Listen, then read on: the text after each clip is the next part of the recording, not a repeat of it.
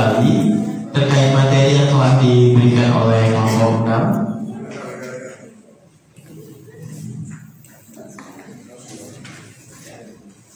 Oke, ada saudari Rebecca.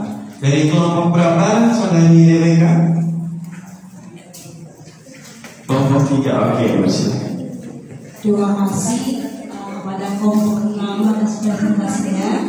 Perkenalkan, nama saya Rebecca. Saya ingin bertanya, pledoi merupakan hal yang paling penting dalam suatu rangkaian pembelaan. Hal ini dikarenakan pledoi sendiri menjadi upaya terakhir dari terdakwa dan penasihat hukumnya dalam membela kebenaran yang diyakininya. Menurut kelompok 6, bagaimana mekanisme pengajuan pledoi sebagai suatu pembelaan terhadap terdakwa? Terima kasih. Oke, baik, terima kasih saudari Rebecca. Mungkin ada kelompok lain lagi yang ingin bertanya. Oke, ada saudari Rahayu. Dari kelompok berapa saudari Rahayu? Dari kelompok 5. Oke.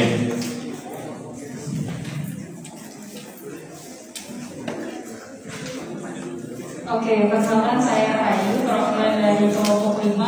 Ingin bertanya nih, apa aja yang dilibatkan dalam proses pledoi tergugat dalam pengadilan tata usaha negara? Sekian pertanyaan saya. Terima kasih. Oke, terima kasih saudari Rahayu dari kelompok 5. Satu kelompok lagi nih, kira-kira ada yang ingin bertanya nggak nih? Oke, ada saudara Irfan. Dari kelompok berapa Irfan? Oke, kelompok 4 saja. Saya ingin bertanya tentang hal apa saja yang dimuat oleh dalam pledoi. Oke, pertanyaan terakhir adalah hal apa saja yang dimuat di dalam pledoi.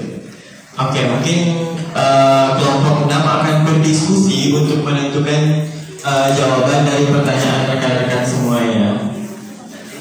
Oke, mungkin sembari menunggu kelompok 6 berdiskusi, mungkin kelompok kami juga memiliki yel-yel. Mungkin kita bisa bersama-sama terlebih dahulu untuk yel-yel, tidak terfokus pada kelompok 6, tapi juga rekan-rekan yang ada di ruangan ini.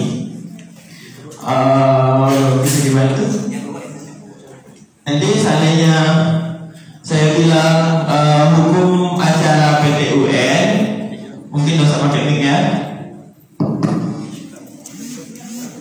Mungkin kalau nanti saya bilang hukum acara PT UN bersama menciptakan keadilan. Oke? Kalau saya bilang hukum acara PT UN, semuanya bilang bersama menciptakan keadilan. Oke? Oke, siap. Oke, kita coba dulu ya. Hukum acara PT UN Bersama menciptakan keadilan. Oke, masukkan semua lagi. Sekali lagi. Hukum acara PT UN Bersama menciptakan keadilan. Oke, tepuk tangan untuk semuanya. Oke, mungkin kelompok 6 akan menjawab pertanyaan dari rekan-rekan semuanya.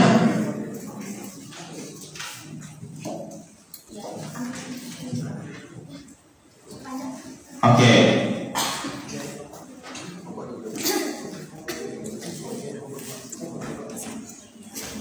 Oke, mungkin pertanyaan pertama akan dijawab langsung oleh saudara Yohanes. Pak Yohanes, silakan.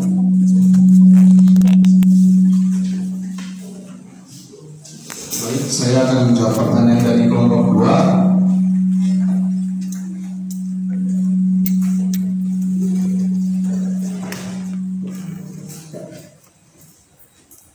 Mengenai kapankah sidang pledoi dapat diajukan, menurut pemahaman kami dan juga riset kami, pembacaan pledoi dapat dilakukan oleh terdakwa atau oleh penasihat hukum setelah jaksa penuntut umum membacakan tuntutan pidana.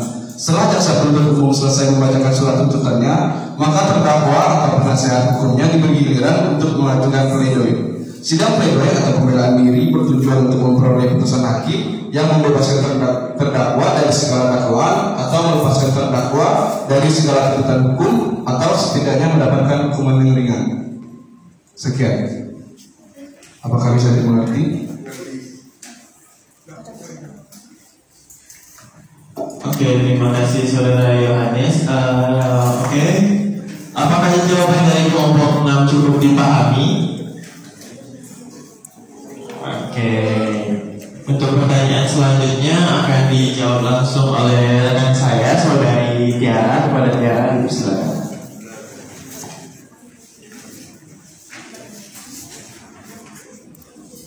Saya akan menjawab pertanyaan dari kelompok 1.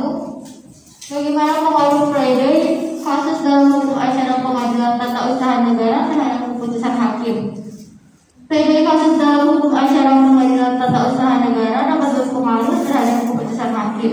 Pihak tergugat atau kuasa hukumnya berusaha meyakinkan hakim tentang keabsahan argumen mereka dan mengubah atau mempengaruhi pandangan hakim terhadap kasus tersebut. Namun, keputusan akhir tetaplah menjadi wewenang hakim setelah mempertimbangkan semua argumen yang disampaikan oleh kedua belah pihak.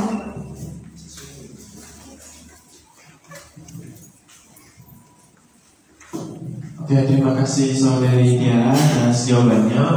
Untuk kelompok 1 ya tadi yang nanya ya, apakah cukup dipahami terkait jawaban yang telah disampaikan? Oke, untuk pertanyaan selanjutnya. Untuk pertanyaan selanjutnya akan dijawab langsung oleh rekan saya, saudara Baril. Kepada Baril dipersilakan.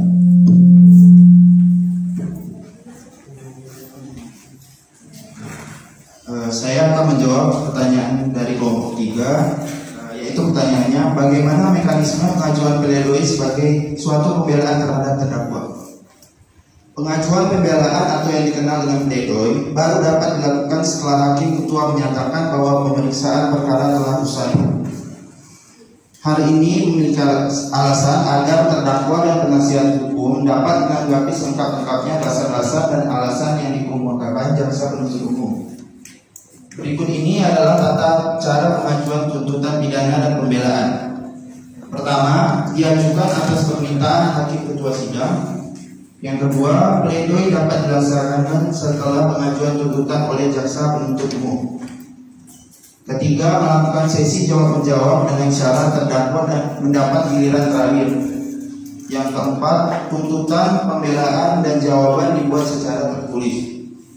Yang terakhir, terdapat pengecualian bagi terdakwa yang tidak pandai menulis, yakni pembelaan dengan jawaban dapat disampaikan dengan lisan.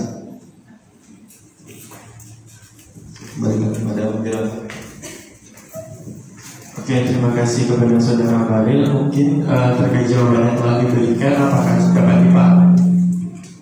Terkait jawabannya yang telah diberikan, apakah dapat dipahami rekan-rekan semuanya? Oke, untuk pertanyaan selanjutnya akan dijawab langsung oleh rekan saya, saudari Putri. Pada Putri, bersilakan. Baik, di sini saya akan menjawab pertanyaan keempat dari kelompok 5. Apa saja yang dilibatkan dalam proses pledoi tergugat dalam PT UN? Proses pledoi tergugat dalam PT UN sering melibatkan penyampaian argumen secara lisan di hadapan majelis hakim PT UN. Pihak tergugat akan menyampaikan argumennya, menyajikan bukti-bukti yang relevan, dan berupaya meyakinkan majelis hakim bahwa tuntutan yang diajukan oleh pihak penggugat tidak memiliki dasar yang kuat atau tidak sesuai dengan hukum yang berlaku. Dalam PT UN, setelah pihak tergugat menyampaikan pledoi, pihak penggugat juga memiliki kesempatan untuk memberikan tanggapan atas argumen yang diajukan oleh pihak tergugat. Kemudian, majelis hakim PT UN akan mempertimbangkan argumen dari kedua belah pihak, bukti-bukti yang diajukan, serta asas-asas hukum yang relevan sebelum mengambil keputusan. Oke, baik, terima kasih saudari Putri atas jawabannya. Untuk rekan-rekan semua, apakah jawaban dari saudari Putri dapat dipahami?